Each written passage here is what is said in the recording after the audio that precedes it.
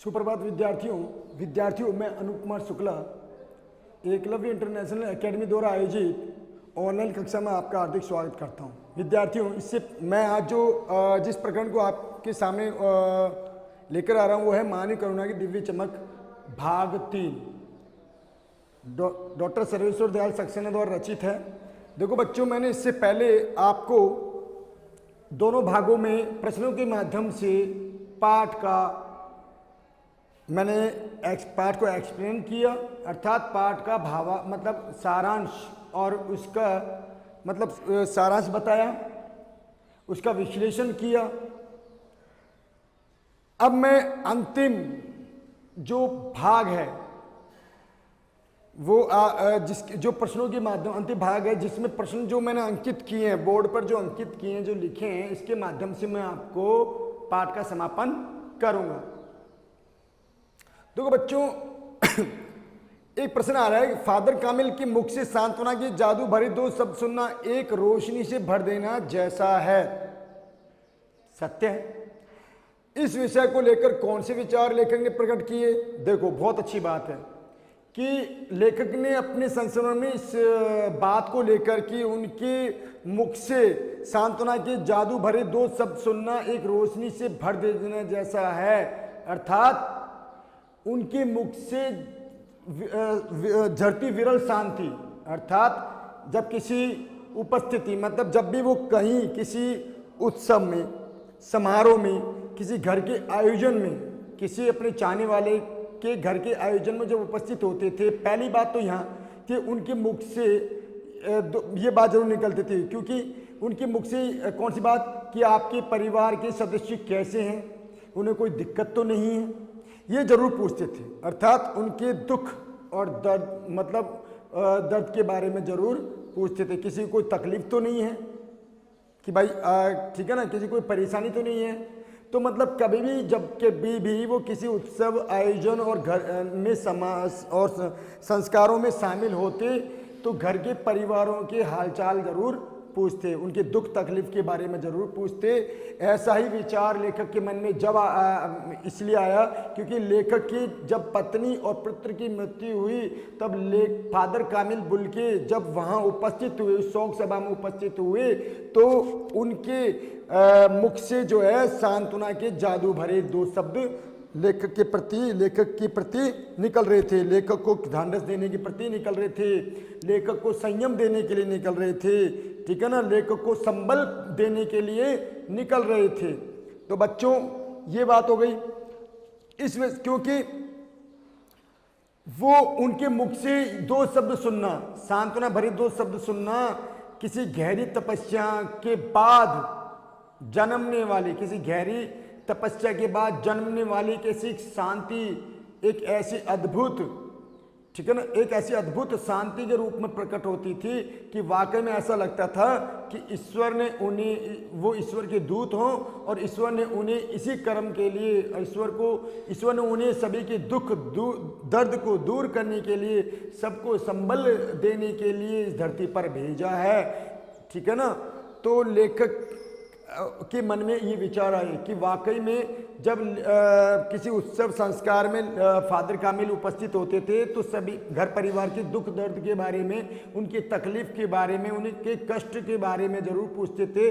भले ही कोई कष्ट ना हो लेकिन उनके हालचाल जरूर पूछते। और लेखक को जब ऐसा लगा कि लेखक को ऐसा उनके मन में ये बातें और ज़्यादा गहरी जब लगी, मतलब फादर कामिल बुल्के की स्वभाव के बारे में जब ज़्यादा उन्हें मतलब लेखक को प्रतीत हुआ, जब लेखक की पत्नी पुत्र की मृत्यु हुई, जब उन्होंने और ज़्यादा अपने मन में क्या है, लेखक के फादर कामिल के प्रति क्या है, एक अच्छे विचार प्रस्तुत किए, उनके मन में और ज़्यादा उनकी भक्ति करने की चाह हुई।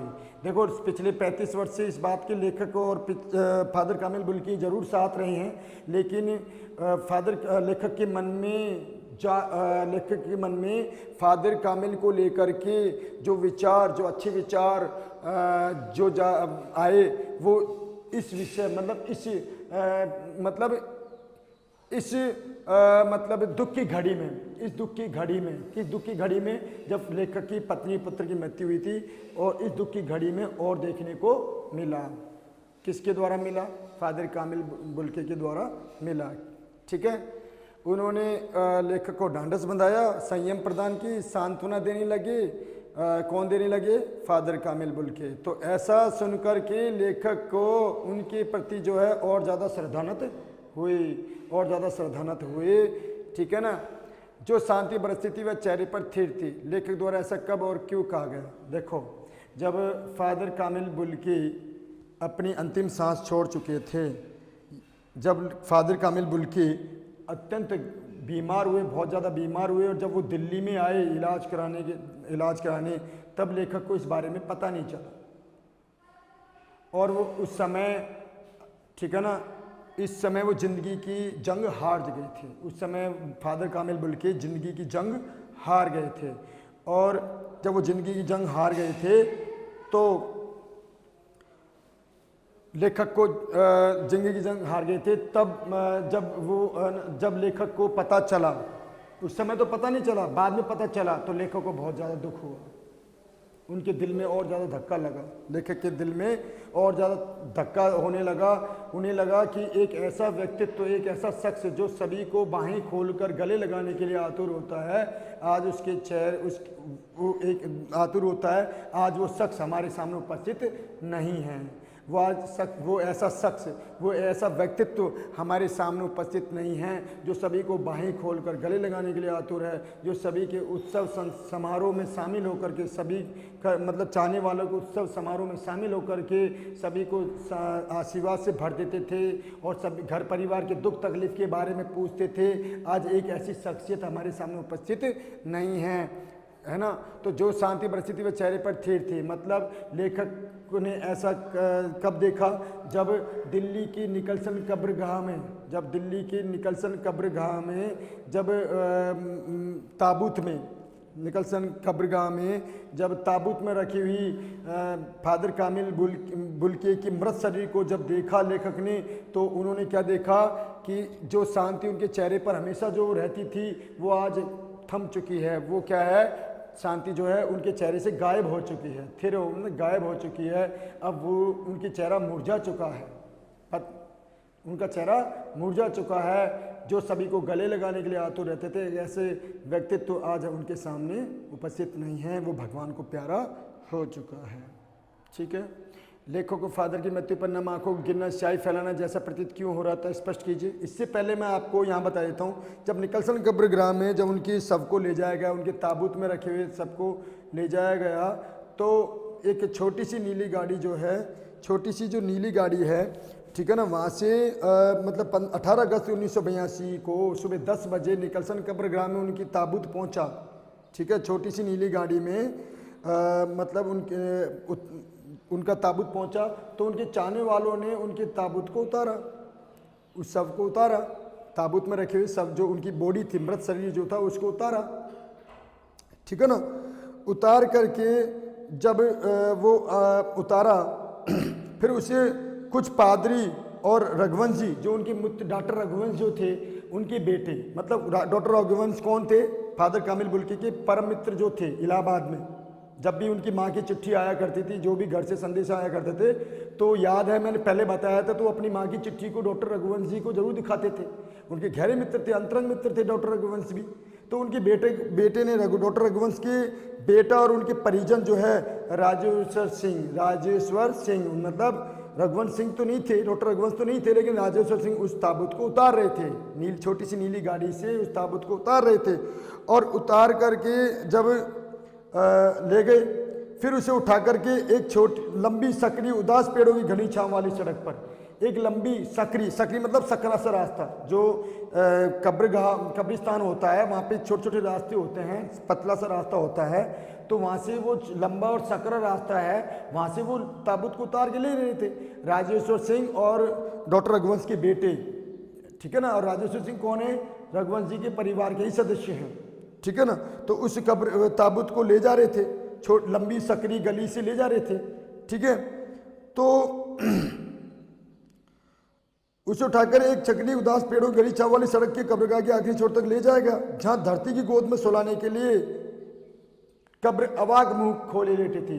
जहां धरती की गोद में सुलाने के लिए कब्र जो है, पहले से जो खोदी गई कब्र है, कब्र जो खोदी गई थी और जो ताबूत को रखा जा रहा था, जो ताबूत रखते हैं कब्र, मतलब जो क्रिश्चियंस जो होती है कब्रिस्तान में खड्डा खोदा जाता है और वो उसका ताबूत को रखा जाता है, उस ताबूत में सब होता है, तो वो आवाज़ मुंह खोले लेटी थी, इंतजार कर रही थी। अब देखो लंबी सकरी जो रास्ता है और उदास और मतलब शांत पेड़, घने पेड़ों वाली छाया से। अब कहने का तात्पर्य ये हो गया कि जहाँ पर कब्रिस्तान में जो लंबे लंबे काफ़ी सारे जो पेड़ हैं वो भी क्या हो गए थे, उदास हो गए थे, शांत हो गए थे, ऐसा प्रतीत होने लगा किस, ठीक है ना, ऐसा प्रतीत होने लगा कि वो भी फादर कामिल की मृत्यु पर उदास हो गए हैं, शांत हो गए हैं, नम, वो भी नम हो गए हैं, वे पेड़ की जो भी हैं नम हो गए हैं, लेकिन उनमें भी शीतलता है, उनको उनकी जो है उस समय भी शीतलता थी, छांव जो थी, पेड़ों की छांव जो है उन्हें शीतलता दे रही थी, अर्थात जो ताबूत ले जा रहा था उसको भी शीतलता प्रदान हो रही थी। ठीक है, कहने का तात्पर्य ये हो गया। तो अवाक मुंह खोले लेटी थी, ऊपर करील की घनी छांव थी और चारों ओर कब्रें और तेज धूप के व्रंत। ऊपर करील, करील मतलब एक कांटेदार जो बिना पत्ते वाला पेड़ होता है, छोटा सा पेड़ होता है, बिना, उसमें कांटे कांटे होते हैं, पत्ते नहीं होते। छांव वाली जो कब्र थी, जो कब्र में उनकी छांव आ रही थी और आसपास के काफ़ी सारे कब्र पहले से थे, आसपास पहले सारे काफ़ी सारे कब्र थे, ठीक है ना, पहले से काफ़ी सारे कब्र थे। तो चारों कब्रें और तेज धूप का व्रंत, तेज धूप के व्रंत मतलब जब तेज धूप की किरणें आती हैं तो जब पेड़ों की जो जिस पत्तियां वगैरह नहीं थी, तो कभी देखा होगा पेड़ों से आर पार होती हुई जो धूप की किरणें होती हैं, जो वो जालीनुमा होती हैं, जो धूप की किरणें जो हो जाती क्या बन जाती है, जालीनुमा। तो तेज धूप के व्रंत दिखाई देने लगे, किरणों के क्या दिखाने लगे, छोटे छोटे कण दिखाने लगे, मतलब व्रंत दिखाई देने लगे। पेड़ों से जब निकलती धूप किरणें जब गुजरती हैं तो वो क्या है, जालीनुमा बन जाती है, मतलब वो धूप की जो प्रकाश है वो जालीनुमा सा हो जाता है, ठीक है ना, व्रत दिखाई देने लगे। जैनेंद्र कुमार, विजेंद्र कुमार, अजीत कुमार, डॉक्टर निर्मला जैन और मसीही समुदाय के लोग, मसीही समुदाय के लोग मतलब जो मसीही क्रियाक्रम करते हैं, मतलब जो क्रिश्चियन समुदाय के लोग, मतलब जो क्रिश्चियन समुदाय के जो लोग हैं वहाँ पे काफ़ी सारे उपस्थित थे, ठीक है।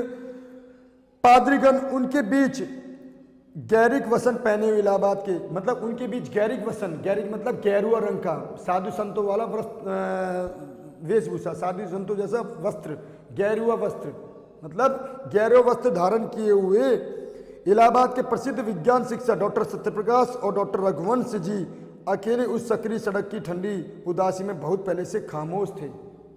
दुख की घड़ी में वो पहले से उस कब्र के पास पहले से ही खड़े हुए थे, मतलब देख लो उनके चाहने वालों की कोई कमी नहीं थी।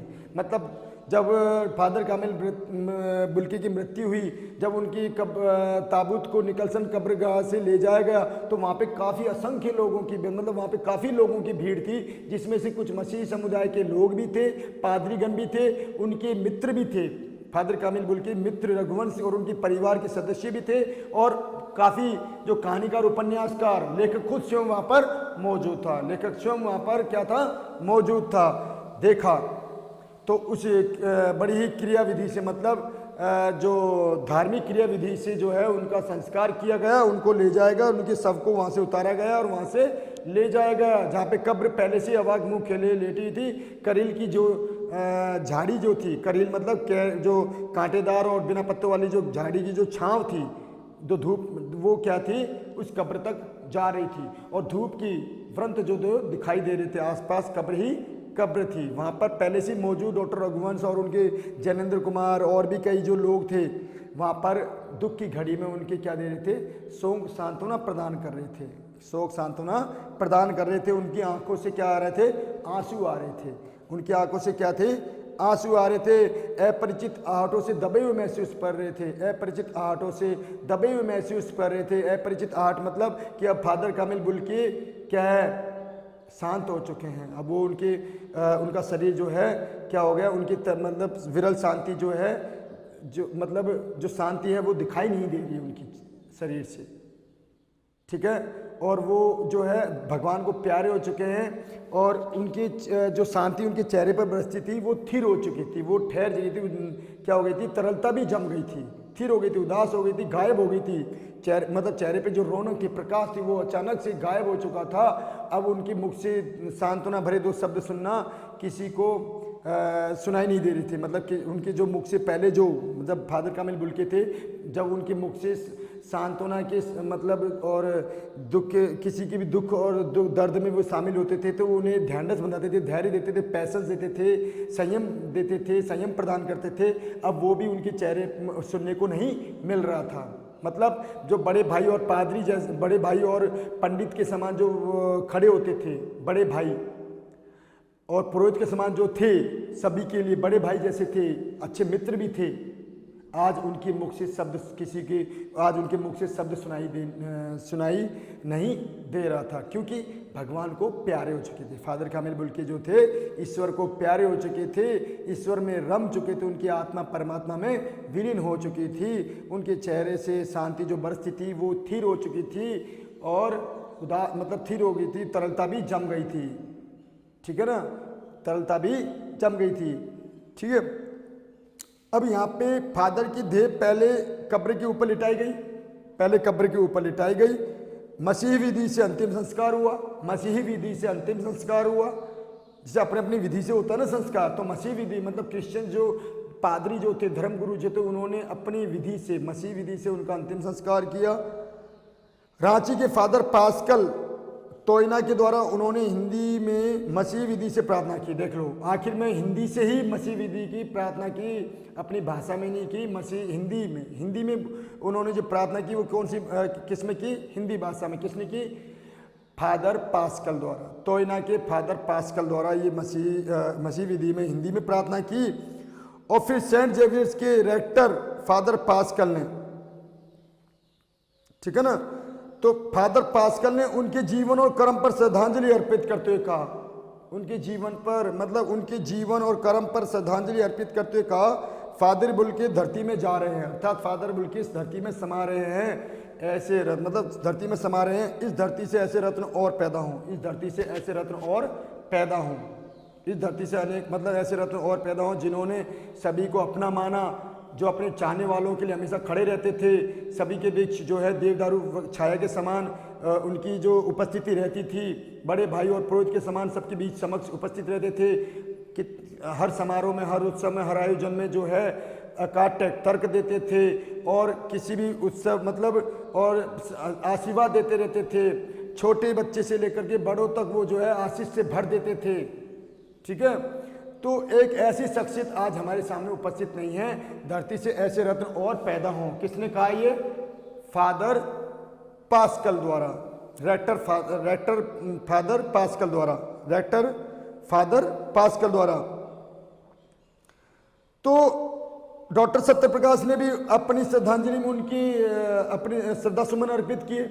मतलब डॉक्टर जो मतलब वहाँ पे सत्यप्रकाश उनके मित्र हैं, उन्होंने भी अपनी श्रद्धांजलि में उनके अनुकरणीय जीवन को नमन किया। उनके अनुकरणीय मतलब उनके द्वारा श्रेष्ठ कर्मों को, उनके श्रेष्ठ कर्मों का बखान किया, फादर कामिल बुल्के के श्रेष्ठ कर्मों का बखान किया। और फिर आखिर में देह कब्र में उतार दी गई। मैं नहीं जानता उस सन्यासी ने कभी सोचा या नहीं कि उनकी मृत्यु पर कोई रोएगा।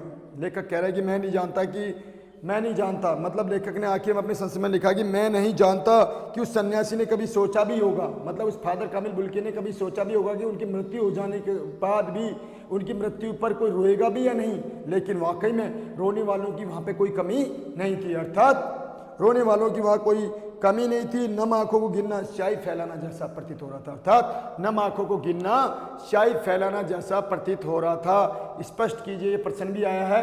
तो कहने का तात्पर्य यह है कि जब फादर कामिल बुल्के की मृत्यु हुई, जब उनकी मतलब मृत्यु हुई और जब उनके ताबूत को कब्रगाह में, उनकी ताबूत को कब्रगाह में जो लिटाया गया, तो वहाँ पर उनको श्रद्धा सुमन अर्पित करने वालों की कमी नहीं थी। कईयों की आंखों से जो है आंसू निकल रहे थे, रो रहे थे, और कईयों की आंखें जो है नम हो गई थी, झुक गई थी। मतलब श्रद्धा सुमन अर्पित करने वालों की वहाँ कोई कमी नहीं थी। वो अपने अपने तरीके से सभी क्या है श्रद्धा सुमन अर्पित कर रहे थे, श्रद्धांजलि दे रहे थे फादर कामिल बुल्के की। सबको क्या है मतलब आत्मा को श्रद्धांजलि दे रहे थे, उनकी मतलब किए गए श्रेष्ठ कार्यों को याद कर रहे थे। ठीक है, उनके किए गए श्रेष्ठ कार्यों को याद कर रहे थे।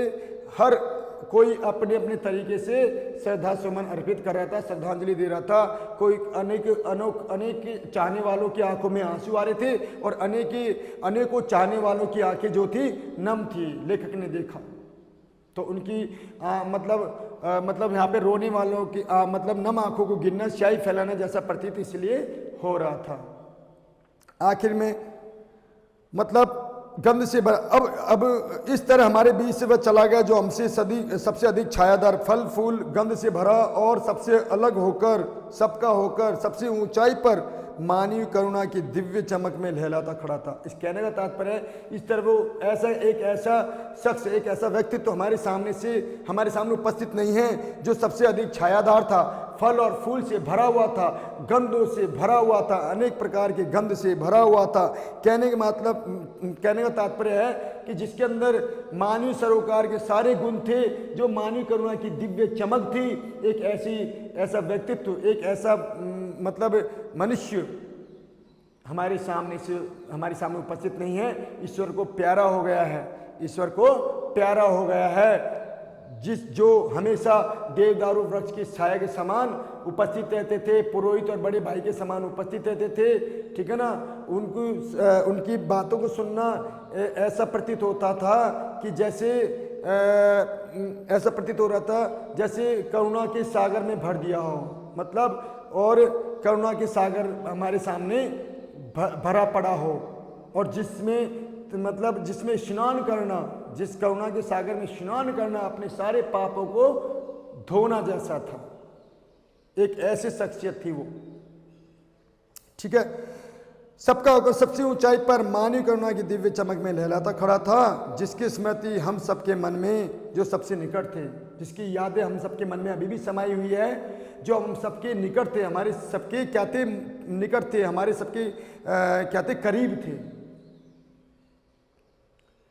वे किसी यज्ञ की पवित्र आग की आंच की तरह आजीवन बनी रहेगी। किसी पवित्र अग्नि की आंच की तरह, मतलब यज्ञ भूमि की, यज्ञ कुंड की पवित्र जो अग्नि होती है उसकी तरह जो है सदैव प्रज्वलित रहेगी। हमारे मन में एक ऐसी दिव्य ज्योति सदा जलती रहेगी। किसकी याद में? फादर कामिल बुल्के की याद में। किसने कहा है ये? मतलब लेखक फादर बुल्के की पवित्र ज्योति रूपी याद में श्रद्धानत है। यही स्पष्ट कर रहा है कि लेखक कह रहा है वो एक ऐसा शख्स जो हमारे बीच उपस्थित था, वो सबसे मतलब अधिक छायादार, फल फूल और गंध से भरा पड़ा था। वो एक ऐसा शख्स जो सबको आशीषों से भर देता था, जो मानवीय करुणा की दिव्य चमक थी, जो करुणा का सागर था, जिसकी आंखों से तैरता वात्सल्य सबको सुकून प्रदान करता था। एक ऐसा शख्स जो है हम सबके बीच से अलग हो गया है, जो सबसे अलग था, सबसे ऊंचाई पर था, जो सबसे अलग था, सबसे ज़्यादा ऊंचाई पर था। ठीक है ना, वो एक ऐसा शख्स आज किसी पवित्र यज्ञ की आग की तरह हमेशा हमारे हृदय में उपस्थित रहेगा। उसकी ज्योति हमारे हृदय में उपस्थित रहेगी। आज भले ही वो हमारे सामने उपस्थित नहीं है, लेकिन वो किसी पवित्र यज्ञ की ज्योति के समान हमारे हृदय में प्रज्वलित रहेगा। ऐसा इस प्रकार की श्रद्धा सुमन अर्पित करते हुए लेखक ने अपने संस्मरण में ये बातें लिखी हैं। अंतिम में ये बातें उन्होंने अंकित की है। ठीक है बच्चों, आज मैंने आपको इस पाठ का मतलब मानवीय करुणा दिव्य चमक की जो है इस पाठ को पूर्ण किया गया मेरे द्वारा। ठीक है, ये 3 भागों में पूर्ण किया गया है। ठीक है, अभी मैं आपको फिर से अगर विश्लेषण कर देता हूँ कि फादर कामिल बुल्के जो थे क्या थे, मानवीय करुणा की दिव्य चमक क्यों कहा गया है उनके, क्योंकि उनकी हृदय में मानव के प्रति, अपने चाहने वाले लोगों के प्रति जो थी करुणा के सागर उमड़े हुए थे, करुणा के भाव उमड़े हुए थे। वो कैसी दिव्य ज्योति के समान थे जो सबको क्या थे, रोशनी से भर देते थे, सबके हृदय को रोशनी से भर देते थे। वे एक ऐसे मतलब उनके मुख से सांत्वना के जादू भरे दो शब्द सुनना सबको क्या लगता था, सुकून प्रदान करता था, संबल प्रदान करता था और धैर्य प्रदान करता था। ठीक है ना। लेखक पिछले 35 वर्ष से इस बात का साक्षी है। 73 वर्ष की मतलब 47 वर्ष इंडिया में रहे, 47 वर्ष जो है वो इंडिया में रह करके जो है उन्होंने अंतिम 73 वर्ष की आयु में अंतिम सांस ली। और वो सभी के बीच जो उपस्थित थे, जो पहले सबके बीच उपस्थित थे, वो क्या है, भगवान को प्यारे हो गए हैं। अर्थात एक ऐसे करुणा के सागर, एक ऐसे करुणा की दिव्य ज्योति, मतलब एक ऐसी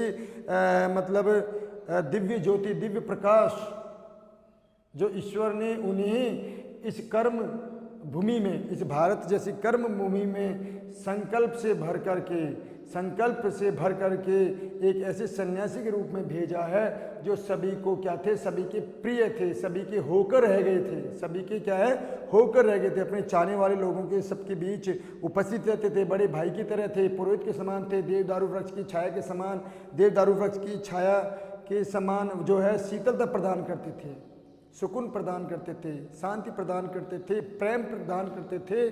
और विशेषकर हिंदी भाषा को राष्ट्रभाषा के रूप में जो उनकी देखने की प्रबल इच्छा थी, उसके लिए उन लेखक ने पाया कि वाकई में हिंदी भाषा के प्रति उनके मन में, हृदय में जो थे क्या थी, एक अलग भाव थे कि वो हिंदी भाषा को राष्ट्रभाषा के रूप में देखना चाहते थे। उसके लिए अकाट्य तर्क देते थे।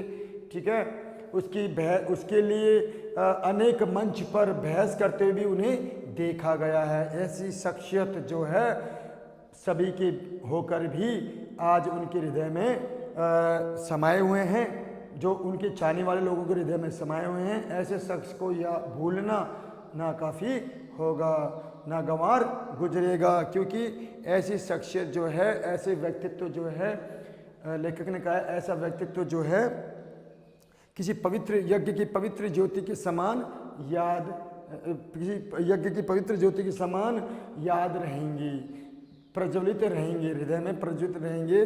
पाठ का विश्लेषण भी कर दिया गया है शॉर्ट में, और आशा करता हूँ आपको समझ में आया होगा। धन्यवाद।